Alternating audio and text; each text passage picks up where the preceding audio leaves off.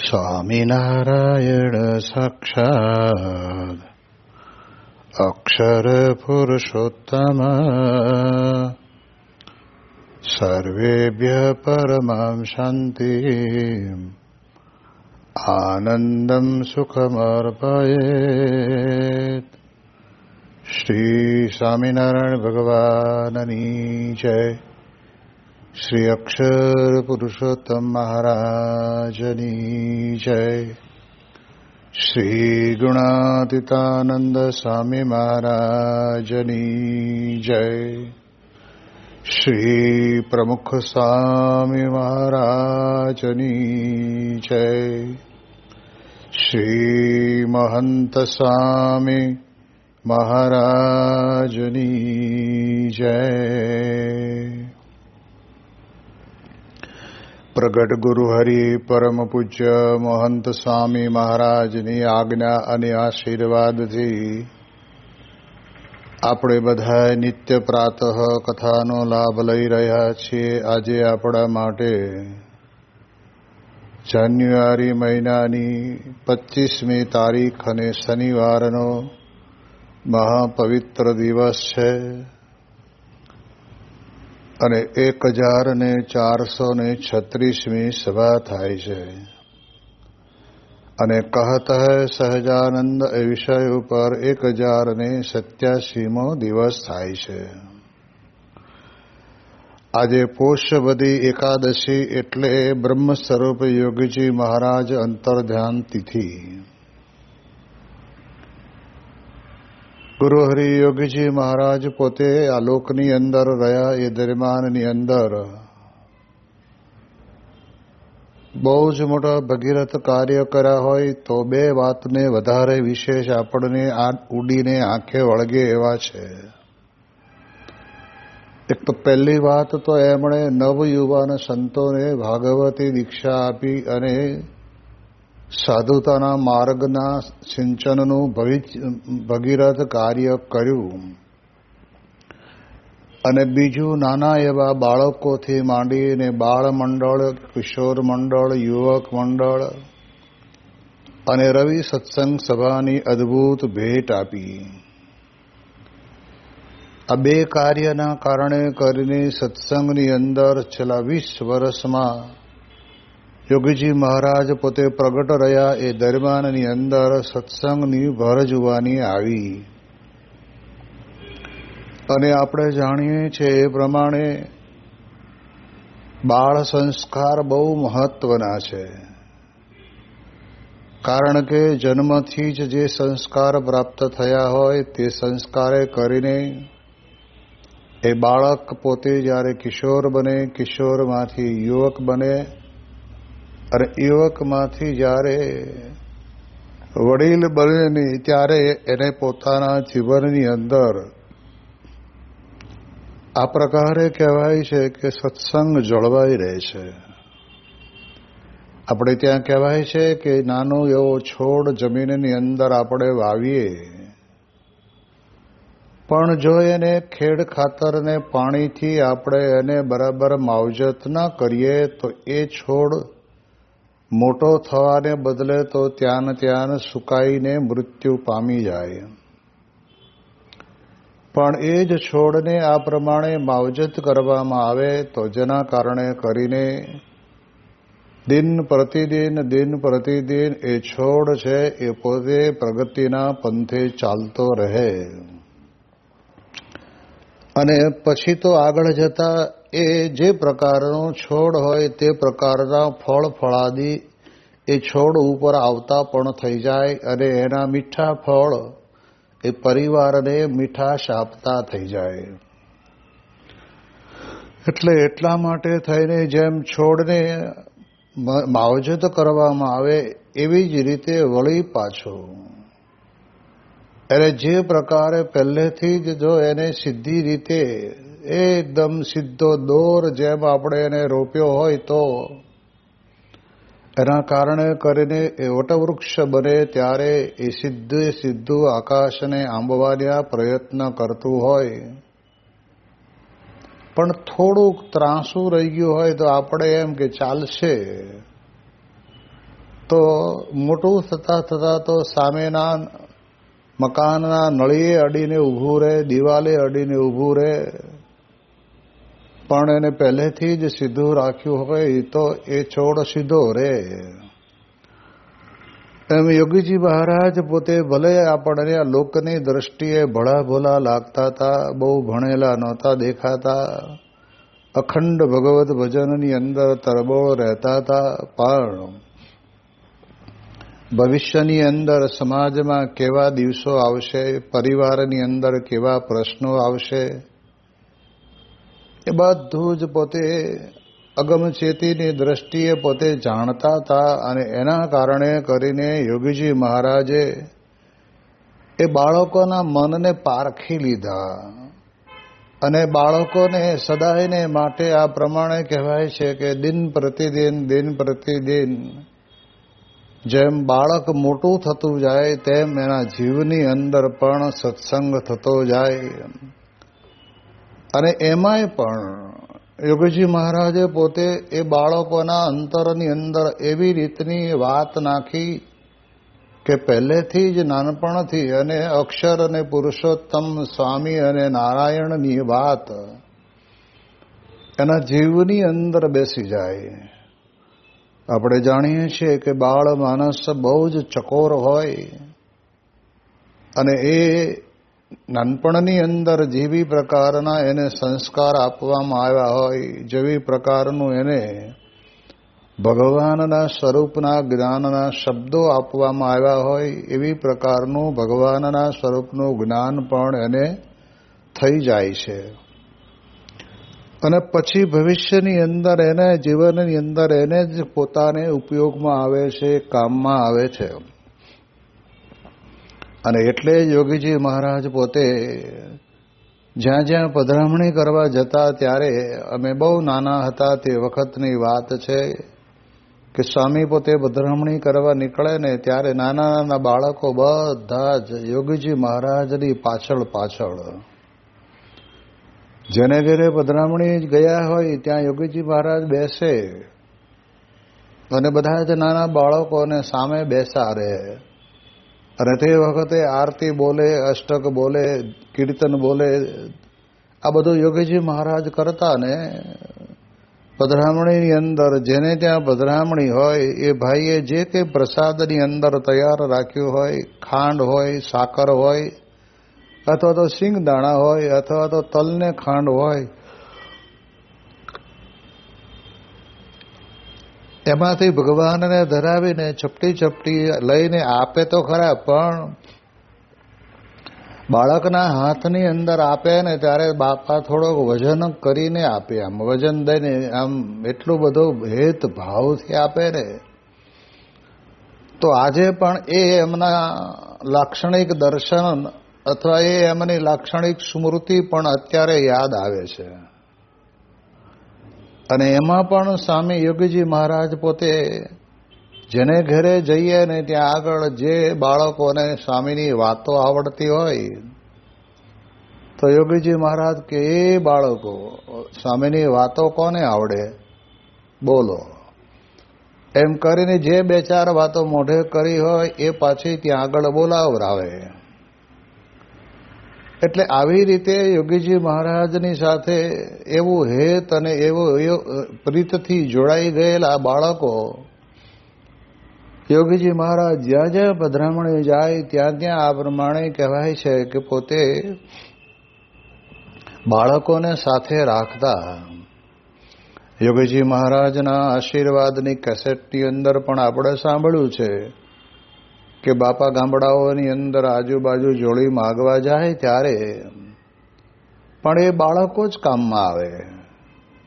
છોકરાઓ સંતોને જોવે એટલે તરત જ કુતૂહલતાથી ત્યાં આગળ આવી ગયા હોય. યોગીજી મહારાજ ધીરે રહે કે બાળાલાલ અમારી ભેગા ફરો, લ્યો તમને 2 પતાસા આપીએ, એમ કરીને 2 પતાસા આપે અને અમારી યોગીજી મહારાજની સાથે બાળકને રાખે. અને યોગીજી મહારાજ નારાયણ હરે સચ્ચિદાનંદ પ્રભુ નામની જે આલેખ લગાવે અને એના કારણે કરીને જોડીમાં અનાજ આપવા માટે જે તે ઘરોની અંદરથી મહિલા બાઈ હરિભક્ત આવ્યા હોય તો એની પાસેથી વાટકો લઈ અને યોગીજી મહારાજની જોડીની અંદર એ અનાજ નાખે.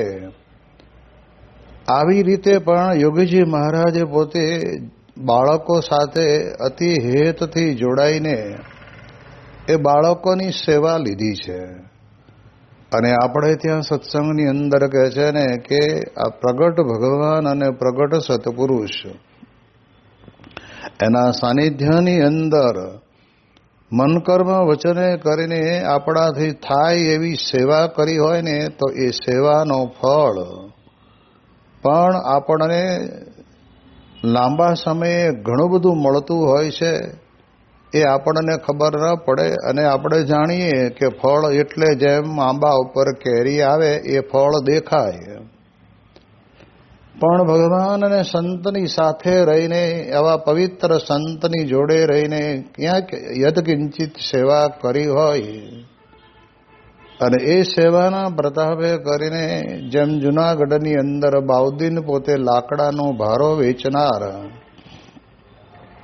પણ ગુણાતીતાનંદ સ્વામીને એના ભારામાંથી અને એની માતાના ભારામાંથી 2 લાકડા લઈ અને તપાવ્યા અને સ્વામી પોતે રાજી થઈ ગયા અને બોલ્યા એટલું કે જા હવે તારે લાકડા કાપવા નહીં પડે. કોઈ સંજોગ એવા એના ભવિષ્યની અંદર દેખાતા નહોતા કે અમારે તો આ જ જિંદગીની અંદર કરવું પડશે અને આ જ અમારું પેટીઓ રળવા માટેનું સાધન છે. એટલે કુહાડો ને દોરડી એ જ અમારા માટે મહત્વનું છે એમ સમજતા પણ અક્ષર બ્રહ્મના આશીર્વાદ. એટલે યોગીજી મહારાજે જેને જેને એવી પ્રકારે સેવા કરી એ બધાને આશીર્વાદ આપ્યા. એના જીવનની અંદર આધ્યાત્મિક ફળ મળે એટલે શું તો કહે છે કે આપણે જાણીએ એ પ્રમાણે અક્ષરધામના અધિકારી બને. અને એ બાળકો માટે થઈને યોગીજી મહારાજે પછી તો અધિવેશનો શરૂ કર્યા કે જેની અંદર બાળક પોતે અને યુવક હોય એ પોતે સ્વામીની વાતો કંઠસ્થ કરે, વચનામૃત કંઠસ્થ કરે અને સાથે સાથે આપણે જાણીએ એ પ્રમાણે કીર્તનો પણ મોઢે કરે એટલે એની હરીફાઈ ચાલે. બીજી બધી નાની મોટી હરીફાઈઓ હોય પણ આ આધ્યાત્મિક માર્ગની તો આટલી હરીફાઈઓ હોય જ. અને એમાંય કેટલાક છટાદાર પ્રવચનો કરે ને ત્યારે યોગીજી મહારાજ પોતે બહુ રાજી થતા. હવે જેના રૂવાડે અનંત કોટી બ્રહ્માંડ ઉડતા ફરતા હોય એવા ધામરૂપ અક્ષર બ્રહ્મને આ નાના નાના બાળકોની શી ગણના હોય પણ કેવા યોગીજી મહારાજ કે આપણી વચ્ચે રહીને આપણા જેવા બનીને આ પ્રમાણે કહેવાય છે કે આપણી ભેગા ભળી ગયા. અને એટલે જ આપણે જાણીએ છીએ કે યોગીજી મહારાજ પોતે બાળકોના યોગી રાજ કહેવાતા. અને યોગીજી મહારાજ માટે એવું પણ કહેવાતું કે બાપા એમ કહેતા કે યુવકો મારું હૃદય છે. યુવાન જ્યારે યુવક પોતે યુવાન બને ને ત્યારે તે વખતના સમયની અંદર જો એને સત્સંગ ન હોય ને તો સત્સંગની અંદર અથવા પરિવારની અંદર ગાડી ક્યારે અવળા પાટે ચડી જાય એની ખબર પડે નહીં. અને એટલા જ માટે થઈને યોગીજી મહારાજ પોતે કહેતા કે અમારું હૃદય તો કેવું શુદ્ધ પવિત્ર, એટલે તમે બધા અમારા હૃદય સમાન છો, એટલે તમારે પણ તમારા હૃદયને પવિત્ર રાખવું એવો અભિગમ યોગીજી મહારાજના અંતરની અંદર હતો. અને એના કારણે કરીને યુવકોની પાસે પણ આવું આધ્યાત્મિક કાર્ય કરાવતા. અરે પછીનો સમય હવે આપણે જાણીએ એ પ્રમાણે એવો આવ્યો કે યોગીજી મહારાજે પોતે એ યુવાનોને કાનમાં મંત્ર આપે ને એમ મંત્ર આપીને કહેતા કે કયો સાધુ થઈશ. ક્યારેક ક્યારેક તો બાપા એવું બોલે કે કયો થઈશ. હવે ઓલો યુવક બિચારો વિચાર કરે કે શું થઈશ, થઈશ એટલે શું, પણ પછી પૂછે ને એટલે યોગીજી મહારાજ કે મારો વાલો એમ હોય સાધુ થઈશ એમ કયો. એમ જ્યાં જ્યાં જે હરિભક્તના દીકરાઓ યુવકો મળે, કિશોરો મળે, એને તો એમ જ સ્વામી બાપા પોતે વાત નાખતા. અરે એ કાર્યને વેગ એવો જબરદસ્ત આપ્યો. અને એટલે જ મહંત સ્વામી મહારાજ ઘણી વખત વાત કરીને કહેતા કે શાસ્ત્રીજી મહારાજે જબરજસ્ત અક્ષર અને પુરુષોત્તમની ઉપાસનાના ઊંડા પાયા નાખ્યા. એનો બગીચો ખીલ્યો, પણ એ બગીચાને પાણી પાવું, માવજત કરવી, એના માટે માળી તૈયાર કરવાનું ભગીરથ કામ યોગીજી મહારાજે કર્યું. અને એ આપણે જાણીએ છીએ એ પ્રમાણે ભણેલા ગણેલા 51 સંતોને બનાવ્યા, જેની અંદર પ્રથમ પંક્તિની અંદર સૌ પ્રથમ દીક્ષા યુવાન તરીકે જો કોઈને પ્રાપ્ત થઈ હોય તો અત્યારે વર્તમાન ગુરુહરિ મહંત સ્વામી મહારાજને યોગી બાપાએ પોતે યુવકની અંદર પણ સાથે રાખ્યા, પાર્ષદની અંદર પણ સાથે રાખ્યા.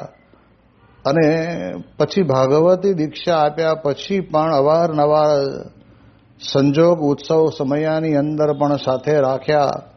અને મુંબઈ જેવા શહેરની અંદર જે યુવાન સંતોને મૂકવામાં આવેલા હતા ત્યાં એ બધા જ સંતોના મવડી સંત તરીકે, મહંત તરીકે એમને નિયુક્ત કરી.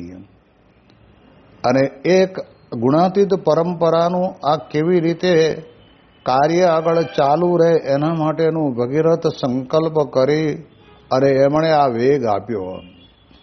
અને આપણે જાણીએ છીએ એ પ્રમાણે ગુરુહરિ મહંત સ્વામી મહારાજ યોગીજી મહારાજના રંગે રંગાઈ ગયેલા પુરુષ, એમને યોગીજી મહારાજના તદભાવને પામી ગયેલા પુરુષ. અને એમણે પોતે સત્સંગની અંદર પણ એટલું બધું અપાર અગાધ વિચરણ કર્યું. એટલે યોગીજી મહારાજ પોતે યુવાનોને પોતાનો એક જીવન મંત્ર કહેતા કે ક સાધુ થઈશ એમ કરી અને રાતોની રાતો સુધી વાતો કરી. એ યોગીજી મહારાજ એવા મહિમાના મૂર્તિ સમાન હતા કે બંધિયા જેવા ગામની અંદર એક વખત મહંત સ્વામી મહારાજ એટલે વિનુભાઈ પોતે યોગીજી મહારાજની સેવામાં હતા. અને મુંબઈને બીજે ભણતા જે યુવકો ડૉક્ટર સ્વામી, કોઠારી સ્વામી, ત્યાગવલ્લભ સ્વામી, ઈશ્વર સ્વામી, વિવેક સાગર સ્વામી, આ બધા યુવકો વેકેશનની અંદર યોગીજી મહારાજ જેવા જે ગામડાઓની અંદર હોય તે ગામની અંદર પહોંચી જાય અને ત્યાં આગળ જઈ અને યોગીજી મહારાજની સેવા અને સમાગમ કરે. આ દિવ્ય ખેંચાણ ખરેખર આમ જોવા જઈએ તો આ લોકનું નહોતું. નહીંતર શું થાય, ઘણી વખત માણસ માત્ર કોઈ રૂપની અંદર કે પછી માણસ માત્ર કોઈ એની કળાની અંદર મોહિત થયો હોય એવું નહોતું. આ તો આધ્યાત્મિક ખેંચાણ હતું. અને એના કારણે કરીને આપણે જાણીએ એ પ્રમાણે બંધિયાની અંદર બધાએ હતા. અને રાતના સમયની અંદર મહંત સ્વામી કહેતા વિનુભાઈ પોતે યોગીજી મહારાજની જોડે એ રૂમની અંદર આરામ કરતા હતા. અને રાત્રે ગોષ્ઠી કરી અને યોગીજી મહારાજે બધા યુવકોને કીધું કે જાઓ હવે આરામ કરો, સવારે આપણે તમને બધાને 4 વાગે ઉઠાડશું. અને યોગી મહારાજ તે વખતે આ બધા સારા ઘરના સુખી કુટુંબના છોકરાઓ પણ બાપા કે આપણે તો ભય પથારી કરવાની અને હાથનું ઓશીકું કરીને સૂઈ જવાનું, દેહનું લાલન પોષણ બહુ નહીં કરવાનું. આમ કરીને યોગીજી મહારાજે પોતે તે વખતના સમયની અંદર એવી વાતો કરેલી. પણ રાતના 2-1 વાગ્યા હશે ને ત્યારે મહંત સ્વામી કહેતા વિનુભાઈને ખબર પડી નહીં. અને એ પોતે એકલા ધીરે રહીને ઉઠીને યોગીજી મહારાજ પોતે બહાર આવ્યા. અને જ્યાં આગળ ઓસરીની અંદર બધા સૂતા હશે ત્યાં આગળ યોગીજી મહારાજ બધા યુવકોને દંડવત કરવા લાગ્યા. અને થોડી વારમાં વિનુભાઈ જાગ્યા એટલે જોયું કે બાપા ક્યાં ગયા. અને ત્યારે તે વખતે બહાર દંડવત કરતા હતા. એટલે એ વિનુભાઈ પોતે જોઈ રહ્યા કે દંડવત કરે છે પણ ઠાકોરજી તો આ બાજુ છે. અને અત્યારે રાતના સમયે આમ કોને દંડવત કરતા હશે? પેલા દંડવત પૂરા થઈ રહ્યા પછી પૂછ્યું હશે કે બાપા તમે કોને દંડવત કરતા હતા? ભગવાન તો આ બાજુ હતા. અને ત્યારે યોગીજી મહારાજ બોલ્યા કે આ બધાએ મુંબઈ જેવું શહેર છોડીને આવ્યા, અમારી ભેગા રહે છે, અમે જે પ્રમાણે પરીક્ષા લઈએ એમાં ઉત્તીર્ણ થાય છે. તો આ બધા યુવકોને દંડવત કરતા હતા. અને ત્યારે આપણને ખ્યાલ આવે કે યોગીજી મહારાજના જીવનની અંદર યુવકોનો કેટલો બધો મહિમા હતો. અને એ વાત જો આપણને બરાબર સમજાય તો ખ્યાલ આવે એવું છે. બાકી તો સ્વામી કહે છે કે ક્યાં કોઈ દુનિયાની અંદર ગુરુ એવા છે કે એના શિષ્યને દંડવત કરતા હોય.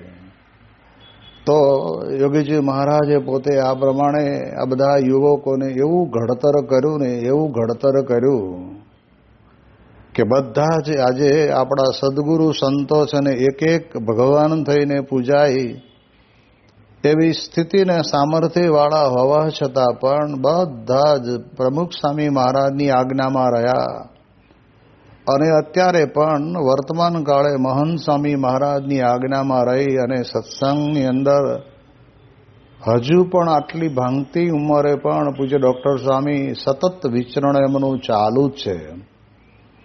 જે કોઈ શિખરબદ્ધ મંદિરની અંદર જાય ત્યાં અઠવાડિયું 10 દિવસ રોકાય, ત્યાં સરસ મજાના એવા કાર્યક્રમો ગોઠવી આપે કે ક્યારેક કાર્યકર્તાઓની સભા હોય, ક્યારેક યુવક કાર્યકર્તાઓની સભા હોય, ક્યારેક બાળ કાર્યકર્તાઓની સભા હોય, ક્યારેક જેને કહેવાય કે ત્યાં આગળ શ્રેષ્ઠીઓ જેને ઉદ્યોગપતિઓ હોય, ડૉક્ટરો હોય એની સભા રાખી હોય, મંદિરનો સ્ટાફ હોય એની સભા રાખી હોય, સંતોની 2-3 સભાઓ થઈ ગઈ હોય. અત્યારે સતત વિચરણ કરે છે. શરીર એમનું પોતાનું એમને સાથ નથી આપતું. આંખોનું વિઝન પણ ઘણું બધું જતું રહ્યું છે. છતાં પણ એટલા નિર્મળ પવિત્રતાથી એ પોતે આ પ્રમાણે કાર્ય કરે છે. યોગીજી મહારાજે એમને એવું ઘડતર કરી આપ્યું. યોગીજી મહારાજના સમયની અંદર મુંબઈમાં હતા ને ત્યારે પહેલી વાત કરી યોગી બાપાને કે ત્યાં એક ગાડીનું ગેરેજ હતું ને એ ખાલી થયેલું. અને ત્યારે યોગીજી મહારાજે પોતે એમને કહ્યું, યોગીજી મહારાજને પોતે ડૉક્ટર સ્વામીએ કહ્યું કે બાપા આપણે અહીંયા એક દવાખાનું કરીએ, જેથી કરીને નાની મોટી કોઈને પ્રારંભિક ઈજા થઈ હોય તો તરત તાત્કાલિક સારવાર મળી રહે. હવે જગ્યા હકીકતની અંદર મળતી હતી, ખાલી થઈ હતી અને એ ગેરેજ જેવું જ સ્થાન હતું, એની અંદર દવાખાનું હોય તો વાંધો પણ નહોતો. પણ યોગીજી મહારાજ પોતે આ ભણી ગણીને ડૉક્ટર થયેલા, MBBS થયેલા એ ડૉક્ટર સ્વામીને કે ગુરુ આપણે અમદાવાદમાં કરશું. પણ ડૉક્ટર સ્વામીને પોતાને પણ પોતાની ભણેલી વિદ્યાનો ઉપયોગ થાય અને આપણે પ્રારંભિક સારવાર મળી રહે એવો એક હેતુ હતો. પણ યોગીજી મહારાજના વચનની અંદર એમને પોતાને કોઈ સંકલ્પ વિકલ્પ ન થયો.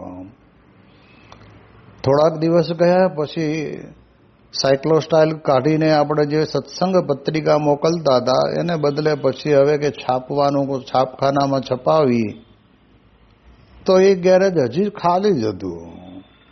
અને ત્યારે તે વખતે પણ ડૉક્ટર સ્વામી કહ્યું કે સ્વામી, કારણ કે સ્વામિનારાયણ પ્રકાશના તંત્રી તરીકે એમને મૂકેલા, એટલે એમણે કહ્યું કે બાપા આપણે એક નાનું પ્રેસ અહીંયા મૂકી કે જે આપણે અહીંયા આગળ આ પ્રમાણે સાયક્લોસ્ટાઇલ કરવું પડે એ કરવાની જરૂર નહીં અને સારા અક્ષરોની અંદર પત્રિકા છપાઈને જાય તો બધા મંડળોની અંદર ખૂબ સારું રહે. અને તરત જ યોગીજી મહારાજ હસતા હસતા કે ગુરુ આપણે એ અમદાવાદ કરશું.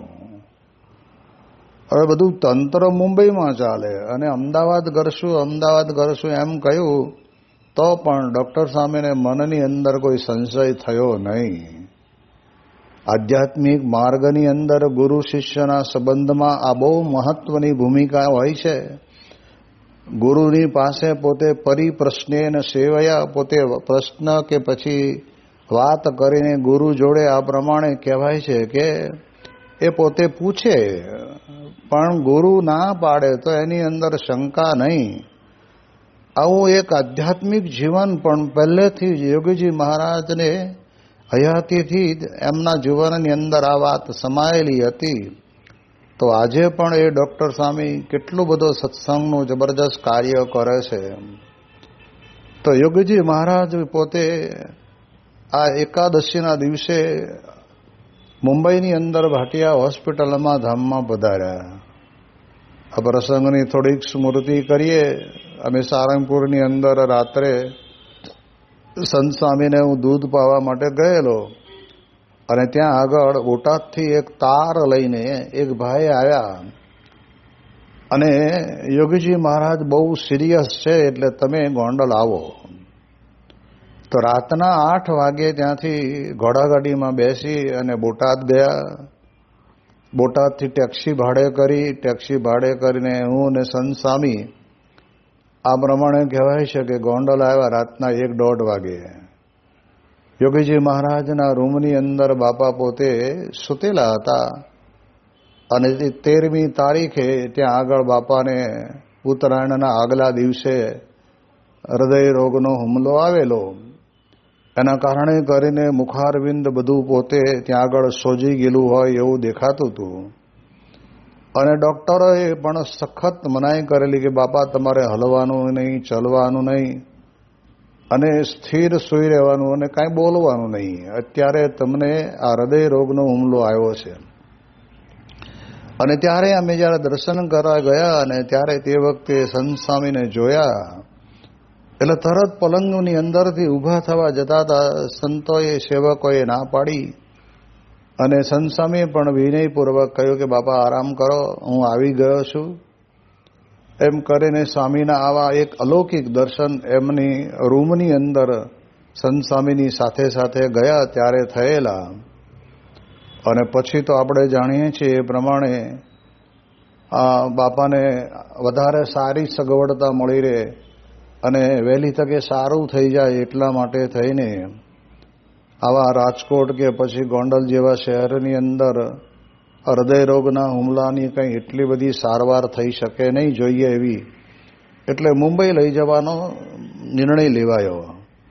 અને તે વખતના સમયની અંદર આપણે જાણીએ એ પ્રમાણે સ્ટ્રેચરની અંદર યોગીજી મહારાજને વિનંતી કરી કે બાપા આપણે મુંબઈ જવાનું છે.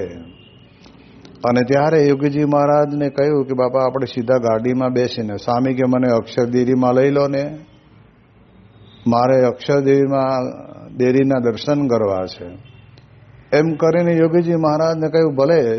દેરીની અંદર દર્શન કરવા લઈ ગયા તો વળી ત્યાં પછી કે મારે ઉપર ઘનશ્યામ મહારાજના દર્શન કરવા છે. જેના શરીરની અંદર આવી એક બીમારી આવેલી છે એ સમયની અંદર પણ યોગીજી મહારાજને કેટલું ભગવાનનું પ્રધાનપણું છે એની પણ આપણને અનુભૂતિ થાય. અને ત્યાં પણ ઘનશ્યામ મહારાજના દર્શન કર્યા અને તે વખતે યોગીજી મહારાજ પોતે દર્શન કરીને પછી રાજકોટ ચાર્ટર પ્લેનની અંદર મુંબઈ ગયા. મુંબઈએ ભાટિયા હોસ્પિટલમાં દાખલ કર્યા. અને આપણે જાણીએ છીએ કે પોષ સુધી એકાદશીનો દિવસ હતો. બપોરનો 1-1:30 વાગ્યાના સમયે યોગીજી મહારાજ પોતે સ્વતંત્ર તથા પોતે ધામમાં પધાર્યા. ત્યારે તે વખતે બાપા છેલ્લે બોલતા ગયા કે પ્રમુખ સ્વામી મારું સર્વસ્વ છે. એટલે આ તો માત્ર છેલ્લા ઉદ્ગાર હતા, પણ એ પહેલા હયાતીની અંદર પણ યોગીજી મહારાજે વારંવાર પ્રમુખ સ્વામી મહારાજનો મહિમા કહ્યો છે. જેને આપણે યોગી ગીતાની અંદર પણ યોગીજી મહારાજના હૃદયના ઉદ્ગારોના વાક્યો જે વાંચીએ છીએ એમાં પણ આપણને ખબર પડે કે પ્રમુખ સ્વામી શાસ્ત્રી મહારાજનું સ્વરૂપ કહેવાય. અને શાસ્ત્રી મહારાજને પ્રમુખ સ્વામી માટે માથું આપી દઉં. એમની જયંતિ ઉજવે મને ગમે, મારી જયંતિ ઉજવે મને ગમે નહીં. આ પ્રકારે યોગીજી મહારાજે પ્રમુખ સ્વામી મહારાજનો જન્મદિવસ ઉજવીને પણ મુંબઈની અંદર કહેલું કે આ જન્મદિવસ આપણે દર વર્ષે રાતના 12 વાગ્યા સુધી જાગીને ઉજવવો, ધામધૂમથી ઉજવવો, ફાસફુસ્યું ન કરવું. આ બધા ઉદ્ગારો યોગીજી મહારાજે બધે કહેલા. અને પછી બાપાને ત્યાંથી દાદર મંદિરે લાવ્યા. દાદર મંદિરથી ચાર્ટર પ્લેનની અંદર રાજકોટ લાવ્યા અને રાજકોટ એક પધરામણી કરી. છેલ્લા શ્વાસ સુધી ધામમાં ગયા પછી પણ યોગીજી મહારાજ પધરામણી કરતા રહ્યા. અને બાપા તો બોલેલા કે આવતીકાલે ઉત્તરાયણ છે, મારું શરીર સારું થાય તો હાલો જોડી માગવા જઈએ. પણ આ પરિસ્થિતિની અંદર પણ એમણે શાસ્ત્રી મહારાજના સમયની અંદર સેવા કરી, એના દર્શન આપણને અંતરની અંદર થયા કરતા. અને પછી યોગીજી મહારાજને ત્યાં ગોંડલની અંદર બિરાજમાન કર્યા. લાખો હરિભક્તોએ દર્શન કર્યા, અગ્નિ સંસ્કાર કર્યો. અને પ્રમુખ સ્વામી મહારાજ આ સંસ્થાના ધર્મગુરુ અને પ્રમુખ તો હતા જ, એ પ્રમાણે પ્રગટ બ્રહ્મ સ્વરૂપની નામાભિધાન થયું. અને એ પ્રમાણે કહેવાય છે કે આ સત્સંગની અંદર પ્રમુખ સ્વામી મહારાજમાં યોગીજી મહારાજ નિહિત થયા. એટલે ષટતિલા એકાદશી અને યોગીજી મહારાજના ધામ ગમનની સ્મૃતિની આજે આપણે અહીં આગળ કથા કરી. શ્રી સ્વામિનારાયણ ભગવાનની જય.